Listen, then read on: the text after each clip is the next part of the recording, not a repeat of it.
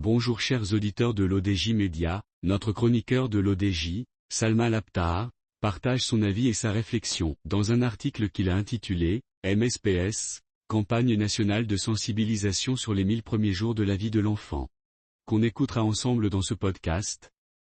Notre journaliste entame sa présentation du sujet en disant: Le ministère de la Santé et de la Protection sociale, MSPS, lance ce mercredi une campagne nationale de sensibilisation sur l'importance des 1000 premiers jours de la vie de l'enfant, avec pour slogan « Les 1000 premiers jours, le fondement de l'avenir de nos enfants ».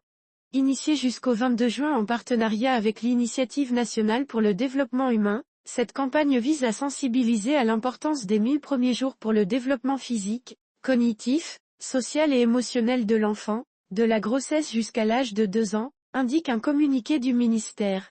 Cette campagne ambitionne également de promouvoir les meilleures pratiques en matière de nutrition, notamment une alimentation saine et équilibrée pendant la grossesse, l'allaitement maternel exclusif pendant les 6 premiers mois de vie de l'enfant, et l'introduction progressive de la diversification alimentaire à partir du 6e mois tout en maintenant l'allaitement maternel jusqu'à l'âge de 2 ans. L'objectif est d'améliorer les connaissances des femmes enceintes, allaitantes et de leur entourage familial sur les bienfaits de ces pratiques, pour garantir une santé et une nutrition optimale à la mère et à l'enfant.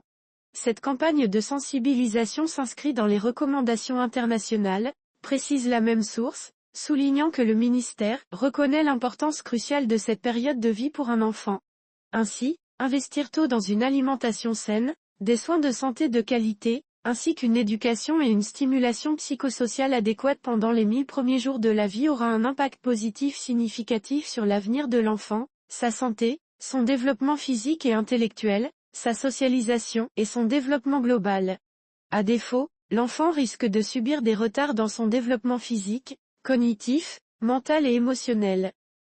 Conscient de cette réalité, le ministère de la Santé et de la Protection sociale, l'INDH et leurs partenaires continuent de travailler pour renforcer et consolider les acquis par divers projets et programmes visant à développer le capital humain des générations futures. Pour ce faire, le ministère, en collaboration avec ses partenaires, a préparé une série de supports audiovisuels et imprimés, ainsi que des articles sur le sujet, disponibles pour le public et les différents acteurs via le portail CEATI, www.ceati.gov.ma et sur les réseaux sociaux associés, conclut le communiqué. Rédigé par Salma Labtar. C'est tout pour aujourd'hui sur R212. On se dit au prochain podcast de nos chroniqueurs de l'ODJ, restez à l'écoute pour plus d'actualités. Et merci de nous avoir écoutés, à très bientôt.